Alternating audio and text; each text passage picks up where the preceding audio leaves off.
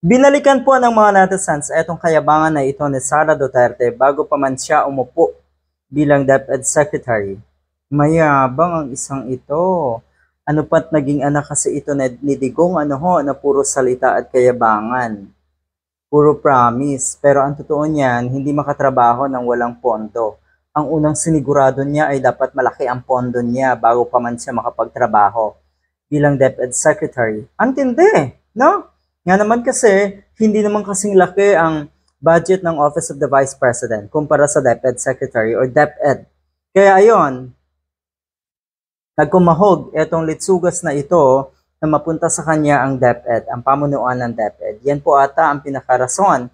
Kaya aligaga itong si Sara Duterte na maging DepEd Secretary. Ito yung kayabangan niya. If you give me 100 billion, I will solve all the problems of basic education. Titignan natin. Ito yung unang iyabang niya talaga. Nasabi ng mga netizens nga, hindi makakilos itong isang ito hanggat walang kasiguruhan sa pondo. Hindi po yan. Hindi po natin deserve ang ganyang mga leader na nakabase sa pondo ang kanilang mga gagawing trabaho at programa. Hindi ba't magandang may programa ka muna? Clear ang programa, hindi lang pangako katulad nito para kahit papano lakihan ang pondo mo. Yan ang nangyari kasi. Una, hindi naman educator itong si Sara Duterte. Natural lamang na hindi niya alam kung ano yung mga problema ng basic education dito sa amin. Hindi niya yan alam at hindi siya magsasayang ng panahon para alamin yan. Dahil unang-una, kaya yan na andyan sa pwesto bilang DepEd Secretary ay dahil sa pondo. Maliwanag naman yon. Maliwanag na maliwanag po yan. So ano ang nakuha? Alright, Vice President Sara Duterte during House Committee on Appropriations briefing on the proposed 2023 at the Department of Education. Ito po ay nung September 14, 2022. Yan po ang kanyang pagyayabang. Give me this amount and I will solve all the problems of basic education. May na-solve ba? Mukhang sa halip na ma-solve ay lalong na pariwara. Lalong bumaba ang kalidad ng edukasyon dito sa atin. 'Di ba? Sarap tuktukan na itong damuhang ito. DepEd got 676 billion in the 2023 budget. At yan po, inisa-isa dito kung kanino man picture ito, inisa-isa kung saan napunta, napakalaki ng mga disallowances and charges, hindi mga settled or unsettled itong mga ito. Mga unliquidated cash advances at marami pa pong iba na delayed payment. OMG. Ito yung pinakamatindi Ang target sana noong 2023 ay 700 or 7,550 na classrooms to be repaired, pero ang na-complete lang ay 208. Ilang porsyento lang yun, kakapiranggot.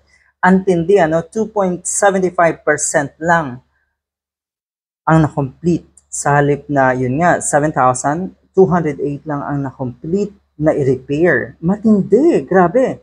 So eto, tignan niyo po, galing sa isang page. Sara Duterte promised to solve all the problems of basic education if she were given 100 billion. 100 billion. Ulitin lang natin Sara Duterte promised to solve all the problems of basic education if she were given 100 billion. A bold statement, sure, but when she was handed a hefty 676 billion for the DepEd in 2023 budget, her performance didn't just fall short.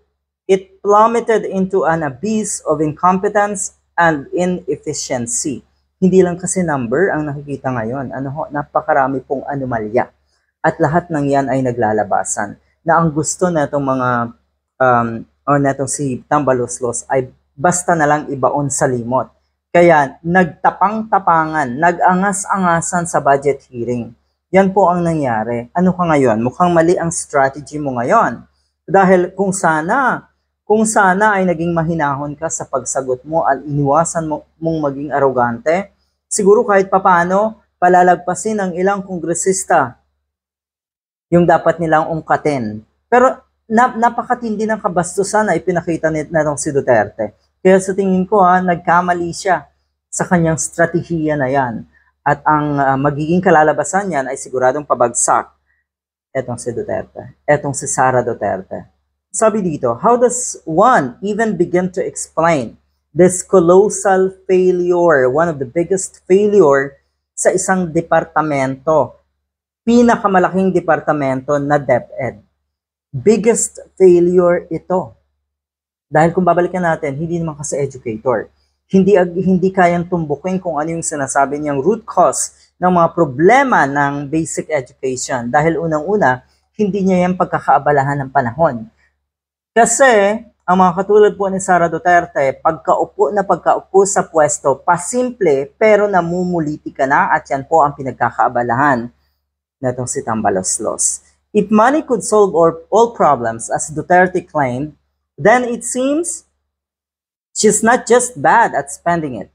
She's downright terrible at managing it. Ang tanong ng bayan, nasaan ang pondo at nasaan ang pangako? Yan kasi, puro pangako. Akala mo talaga kung makapagsalita ang mga katulad ni Sara Duterte, yung tipong akala mo talaga magagawa, may nagawa, may ginawa. Oh, di ba? Mindset Dahil una nga, takot or galit na daw sila sa mga nasa gobyerno na mali ang paggasta ng pondo ng ating gobyerno. Pero siya ang pasimuno sa puntong yan. Galit kuno sila sa fake news, pero sa kanila, dahil sa kanila kaya lumala ang disinformation at fake news trolling at dumami ang mga troll farms dito sa atin.